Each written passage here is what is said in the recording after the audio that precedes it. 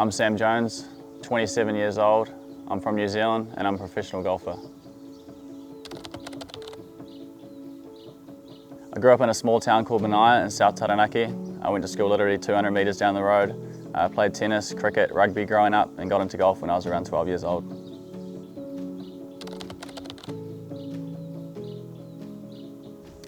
So I played a lot of sports growing up. Dad would bring me and my brother out here and try and get us out to golf when we were a little bit younger, but never really caught on until, like I said, I was probably about 12 or 13 years old. So yeah, Dad just brought us out and we caught the bug.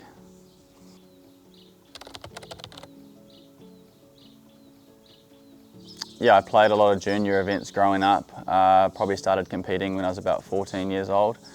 I was behind my peers a lot of the way, pretty much the whole way through my junior golf and through amateur golf as well. Probably wasn't until I was about 16 or 17 when I really started feeling like I could shoot some decent scores. I started playing some bigger events.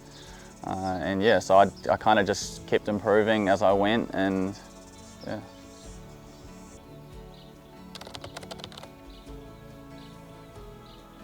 So I was really fortunate with ending up in the college system. As I said, I was quite behind my peers. I didn't get recruited by a big Division 1 school or anything like that. I was really fortunate to get into a decent Division 2 school at the time, University of West Georgia. I had really no idea what I was getting myself into. I kind of just jumped on the plane and went, and was super fortunate with what I got.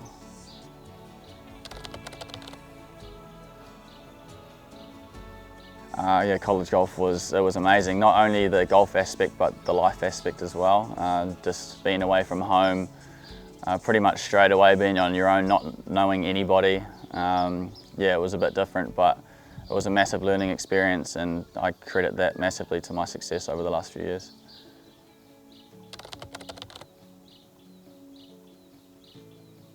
So I came back here. I was going to turn professional straight away, and then ended up winning North Island Stroke Play and the New Zealand Am like within a few weeks of each other. And then kind of got selected into the New Zealand Academy, and then obviously COVID kind of hit like early 2020 right after I finished college, so we didn't do a whole lot for about a year there. And then just kind of stuck with the New Zealand Academy and travelled around a bit, did a couple stints in the States. And now we're here. So.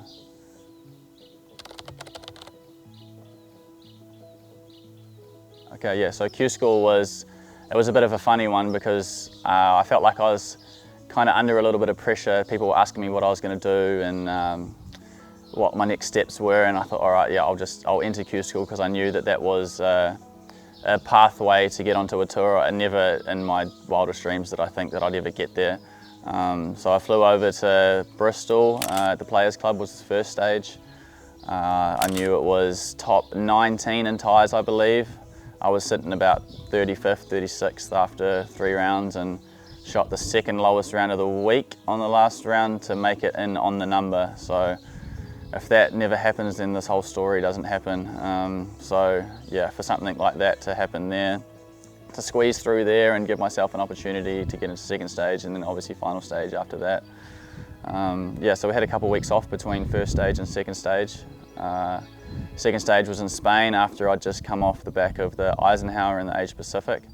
The game was okay at the time, not great. I'll be the first one to admit that, and the practice rounds for that second stage weren't great.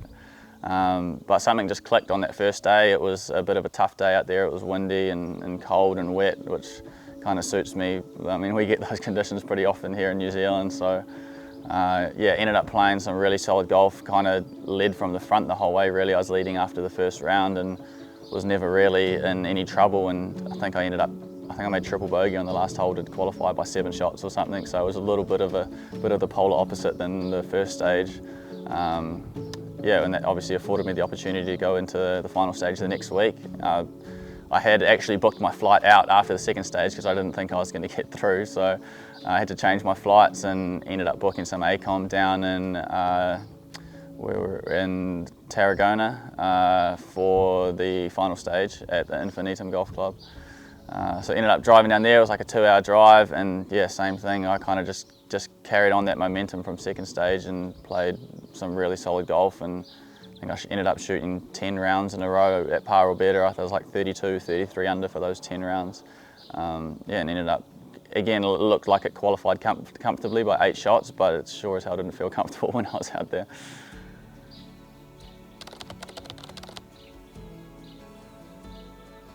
Oh yeah, the feeling was unbelievable. I made sure that I put my phone away for the first hour because I knew what I was going to have to deal with later in the night. So yeah, put the phone away, had a beer with a couple of the South African boys that I'd met during the last couple of weeks, or yeah, the week prior, the second stage, and then during that week as well. Yeah, just tried to soak it all in. I was kind of asking them a few questions, what to expect and whatnot, because those guys had kind of been there, been in that situation for a bit. It wasn't until probably the 16th hole in that last round where I kind of let it sink in. I was well ahead of where I needed to be, and it would have been a catastrophic error to kind of miss it from there. So I was pretty comfortable I was going to get it sorted. But yeah, just, I mean, you can't really explain the emotion of being in that position, and then yeah, I mean, I was playing for my whole year of playing right, so yeah, I don't even think it's still sunk in. It's honestly only been 2.5 months, and it's been a pretty busy 2.5 months. I've had a couple of weeks, the last couple of weeks, to kind of reflect and yeah, I mean, just reflect on what's been going on and get into it. But yeah, now the next step is just to play well and try and keep my card.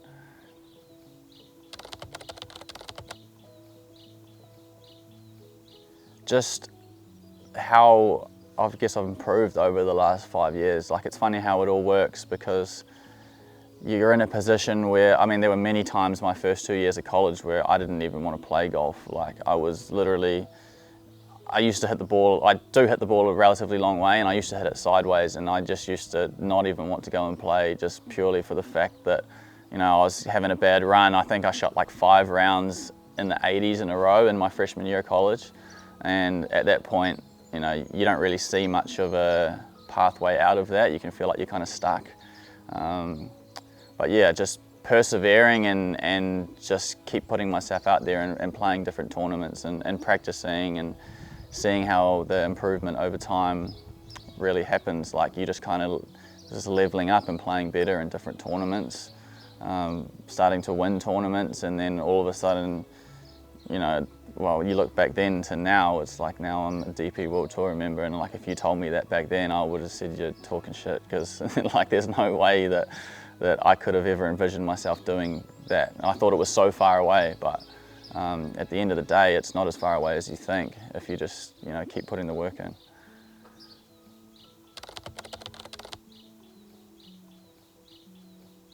Yeah, so the reason behind me doing this YouTube channel is, as a young kid, probably 13, 14 years old, I want to produce something that I would have enjoyed watching. I think not enough is talked about the behind the scenes and the difficulties with professional golf. Obviously, you see the big guys on TV, you know, Rory and Tiger and DJ and all those guys making millions and winning tournaments and flying around in their jets and whatnot. So I kind of want to provide a different outlook on it.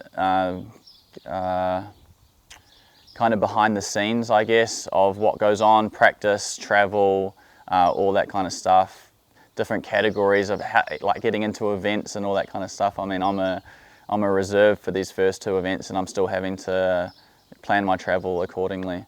So yeah, I just want to give you guys an inside look into the life of a professional golfer, pretty much, and not someone who's, I mean, I'm 1500 in the world, and I feel like I've got a good opportunity to get that world ranking up, and I want to bring you guys along for the ride. Yeah, so stay tuned. I'm going to try and get some content out over the next few months. Hope you guys enjoy it. Like, comment, subscribe, and I'll see you through the year.